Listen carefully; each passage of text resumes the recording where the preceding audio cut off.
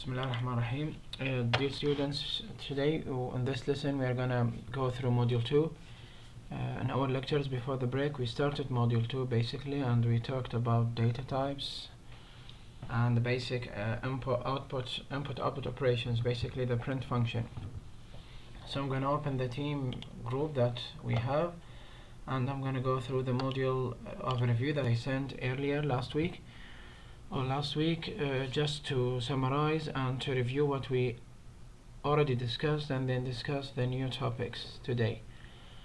So in this module we discussed the Python data types, and we said we have string data type, integer, float, and boolean data type. String is going to be any text data type which is going to be enclosed between double quotes or single quotes, as you can see here. The integer data type is a number. It can be any positive or negative number without decimal points, as you can see here. And the float number is any positive or negative number with decimal points. It could be 3.0, 3.2, minus 64 points, whatever. And then we have the boolean, which accepts two values, true or false, which is basically used in logical expressions and in the decision-making statements that are going to be discussed in the next modules. And we also talked about literals, and we said that a literal is a data whose value are determined by itself, just like any number. So basically when we say 2, the value of 2 is 2 by itself. The 2 defines the value of 2, and so on. And then we started talking about the print function. And the print function is a predefined function or built-in function in Python, which means Python understands it and you don't need to define it. You just need to know how to write it. And as explained, if you remember, we said when you write any function or any basically command in any programming language, you need to know the syntax.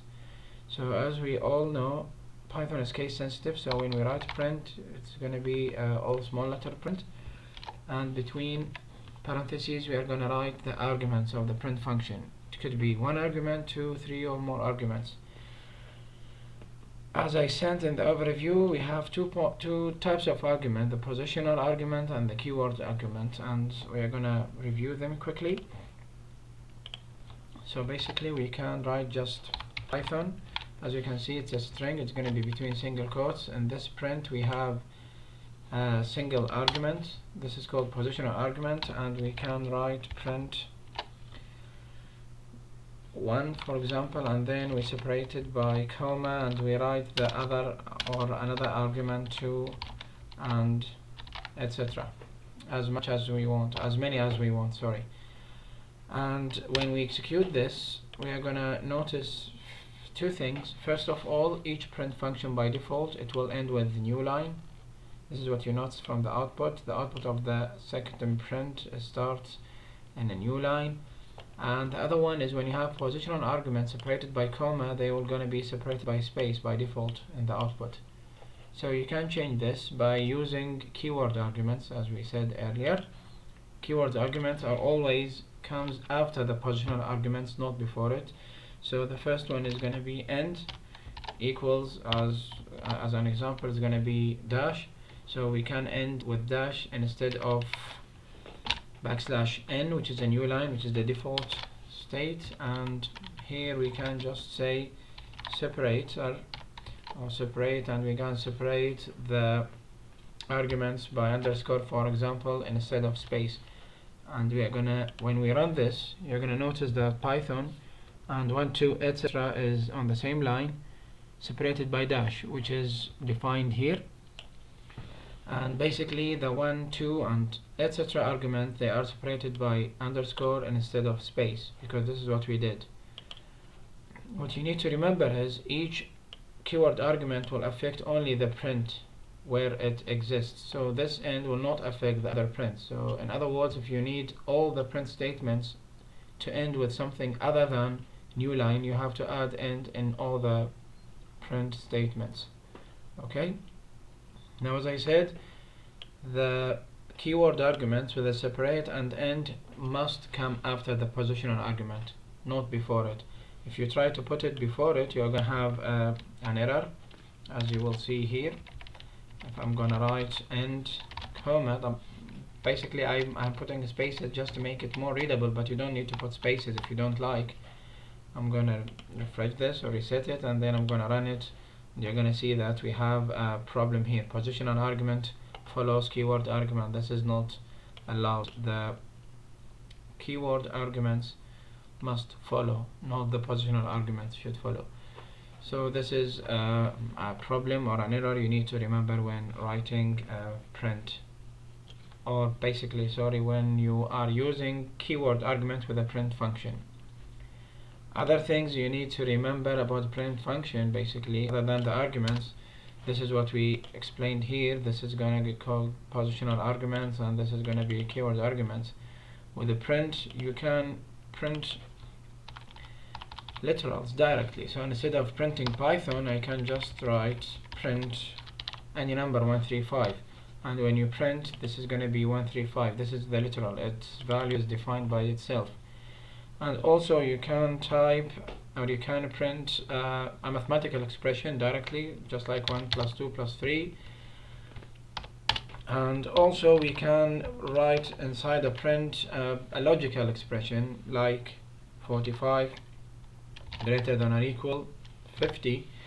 And if I reset this and run again, the first print is going to be 6, 1 plus 2 plus 3, 6, and then this result is going to be false, because obviously 45 is not greater than or equal 50. If you remove this, if you change it to less than, and you make this star, for example, this is not going to make any difference. Basically, let's just make it star. This is going to change the result, and it's going to be 9 or 7, sorry, yeah, 1 plus 2 multiplied by 3, and then this is going to be true. We are going to discuss why this is 7, not any other number, after we finish the print. So basically this is everything related to the print. As you can see from here, it takes one or more arguments. These are called positional arguments. Positional arguments could be string, integer, floats, mathematical expression, or logical expression, or you can mix all of them, as you can see here. So if we copy this from the Teams chat to here, sorry, I'm going to just paste it. I'm going to get rid of this and then reset and print. You're going to see a collection of results, string as string, because it's between double quotes. It's going to be just like it is, and 116, then 116.67, and then the results of 101 plus 202, sorry, and then the logical expression, and then another string. You can use the keyword arguments to add an underscore between them, and when you run, you're going to see the difference from between the two print outputs. The first one spaces, this is the default behavior, and the second one underscores, which is defined by you. Okay, so I'm gonna reset. I'm gonna also refresh this or reset this to delete everything. And by default, as we said, the print function ends with a new line, and the positional arguments are separated by a space. We discussed this already, and you can change this behavior by using keyword arguments, which are the separator and end. You can put the separator first, then the end, or the vice versa. Most importantly, it should be after all the positional arguments. And this is written in red here in the overview that I sent before. Positional argument must come before keyword arguments. So now I ask you to check the output of these print statements just to see what's the result. We're going to check some of them. So what if I'm going to write print, click here, and I'm going to write print, so 1 plus 1, this is going to be a mathematical expression, but what if I'm going to write 1 plus 1? And the first statement is going to be considered as numbers, so the result is going to be 2, obviously, because 1 plus 1 equals 2. And the second one is going to be considered strings, and when you add strings together, this is called concatenation. The two strings will concatenate, or will be combined together, basically. So when we run, the first is going to be 2, and the second is going to be 11. So if this is 1, 2, 3, and this is 1 2 3, for example, it's going to be 1 2 3 twice. Okay, so this is you should keep in mind when you add two strings together. So can you multiply two strings together? If you try it, let's see what's going to be the result. Actually, I recommend that you try all possible scenarios so you learn, because learning by practice is the best way to learn. As you can see, it's an error. You cannot multiply a string by string. However, you can multiply a string by a number, as I'm gonna show you right now. So if you write here a star and then you multiply the star, or let's just make it A, and you multiply the A by 5, this is not gonna produce an error. Basically, this is gonna multiply A 5 times. So multiplying a string by a number is okay, but not multiplying string by string.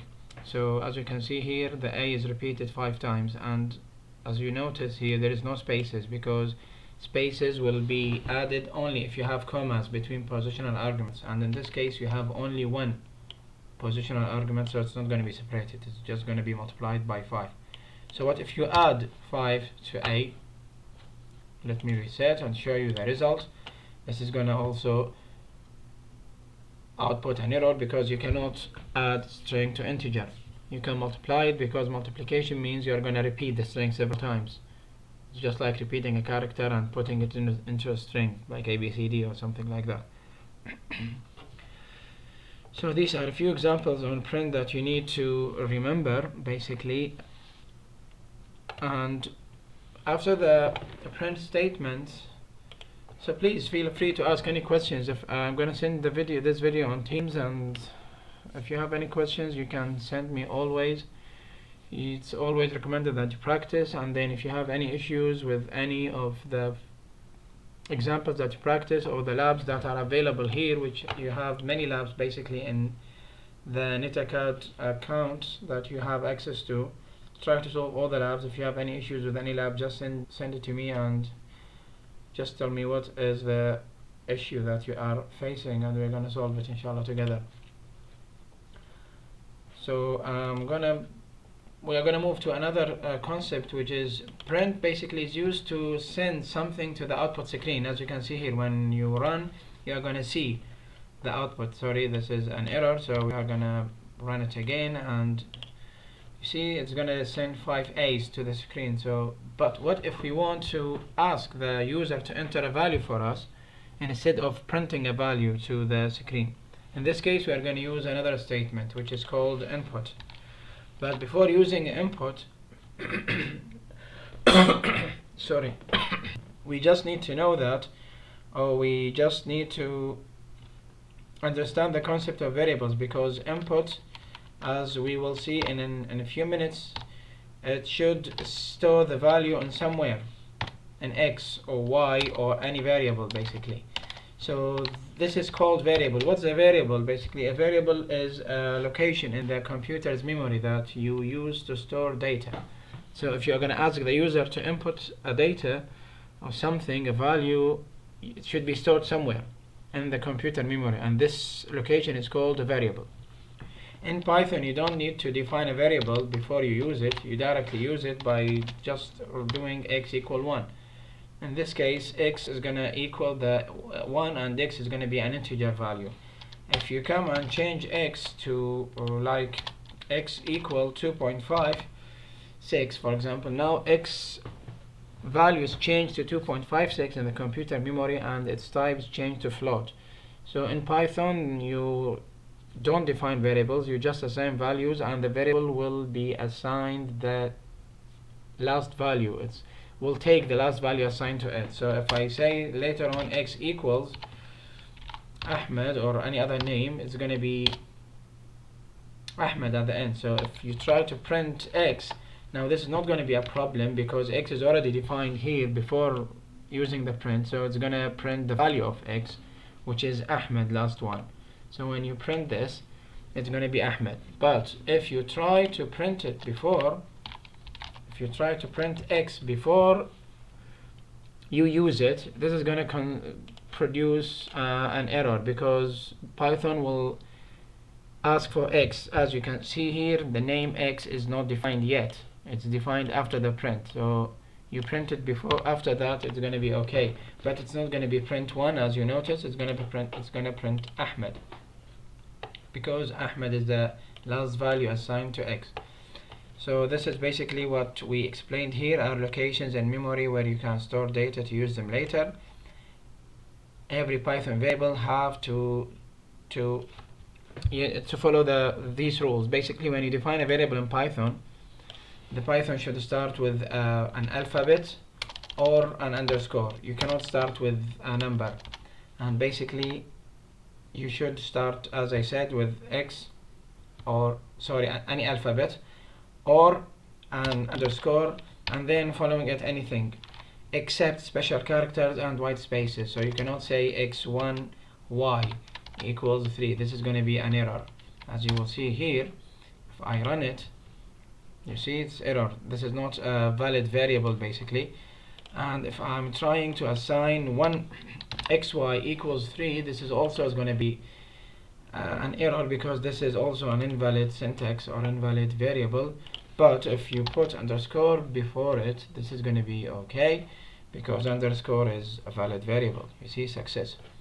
So if you are trying to put plus here, this is also going to generate an error, because you cannot assign an operator. You cannot use special characters with variables except the underscore. So the underscore is okay, no problem with that. As you can see here, success. So these are all mentioned here. Basically, you need to start with a name or underscore, a value, and every variable should have a name and a value, and the name should follow these rules that we already discussed. And the Python variable can take different data types, as I said, but its type will be based on the last assignment. Now, the input data type,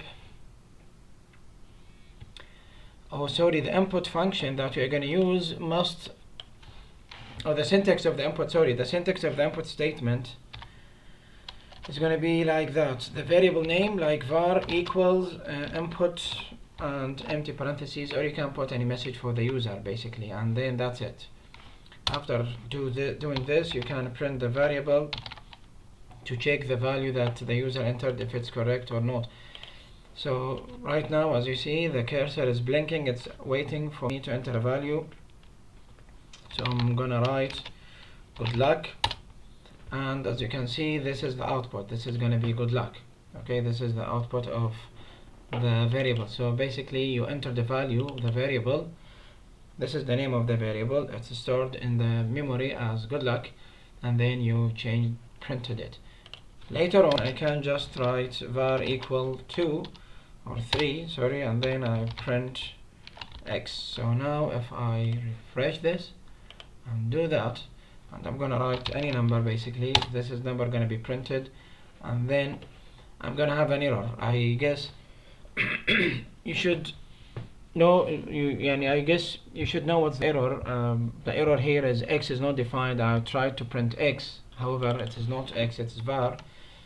So this is going to be var, and what I'm trying to show you here, that you can enter a value to the var variable, and you printed it, then you change it to 3, and then you print it. Now the value of the var variable is 3. Of course, you can change the name to x if you want, and you can do whatever you want to do after that. As I said, you can, between parentheses, you write any string, like please enter your grade or your age as an example, and then I'm gonna print age equals and comma x. This print statement, as you can see, have two positional arguments. The first one is string, the second one is a variable. Since the variable is defined, this is not going to be a problem. Python will send its value to the output console, to the screen basically. So I'm going to run. You see, please enter your age. My age is, example, 25, and then when you enter age equals 25 or 25. So this is basically the input statement. There is something very important with input statement you need always to remember in Python. Input statement always returns a string. what does it mean? So for example, when you say please enter your age, or enter for example a number, or enter number, sorry, number 1, and I'm gonna just Control C, Control V, I'm gonna write this here, Y, please enter number 2, and I'm gonna run. Before I run, I will try to print the result of X plus Y. So if the values are strings, the result will be concatenation of X and value, but if the values are numbers, they're gonna be executed as mathematical expression. And let us try and see what's gonna be the result right now. So please enter number 1, I'm gonna enter 12. Enter the second one is going to be also 12. So if they are numbers, you expect the result to be 24. But as I said earlier, Python input function always returns string, even if you enter a number. So basically, I'm gonna run again because I waited for a long time. So 12, enter 12, and as you can see the result is 12, 12. It's not 24, because the values here are strings, not integers. So you have to pay attention and remember this all the time. So what if I want to use X and Y as numbers or integers or floats, whatever? You have to cast the values. You have to change the value, or to convert the value from a string to integer. And this is a very simple process. In Python, you just need to write integer and put the input between it. So basically this integer is a function that accepts a string and then converts it into an integer. And I can do this also here, integer, comma, I just add the space as I told you before for making it more readable. So this time when I run, I'm gonna write 12, enter 12, it's gonna be 24, because X and Y now are integers. Basically you can convert them into float if you want, and what's going to be the result this time? Print 12, enter 12, this is going to be 24.0, and this is very important also to remember because float is 0.0. As I told you in the lectures, if you remember before the break, floats and integers are treated differently in memory. So even if their values are equal, they are not the same thing basically. So 24.0 is not like 24. Their value are equal, but they are treated differently in computer memory, and this question is repeated a lot in quizzes, chapter exams, and if you're gonna apply for professional certification, you have to always keep in mind this, because they usually give you like this example and they tell you the output is it 122, 1212, or 24.0, or 24 only, or erroneous. So you have to remember this process. So this is basically simply the input statement. It just take a value from the user and then send it to the computer memory into a variable that you define. Remember always, input returns a string even if you enter a number, but you can change it into a number by using the integer and the float functions. Now what if you entered the string and you used integer and float, or any one of them? What is going to be the results of the input statement? Basically you need to try it. So let's just wait for it to run. Okay, I'm going to stop it. I'm going to run it again.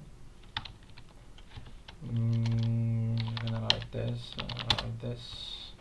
It's not running. This is happening sometimes because of the online. Okay, I'm gonna write x equal integer, between parentheses I'm gonna write input is gonna be, and enter value, and I'm gonna copy this and paste it, and this is gonna be x1 and this is gonna be x2, and then I'm gonna just write print x1 plus x2 to see the result of x1 plus x2. So I'm gonna run. So enter a value. This is gonna be ABC, and the other value is, there is no other value, because directly when you do this, Python will generate an error telling you cannot convert a string to an integer. The error is invalid literal for integer with base 10. Basically you cannot convert this into an integer. because it's a string. You have to enter a number, so it's going to be converted into an integer or a float. So always remember this also.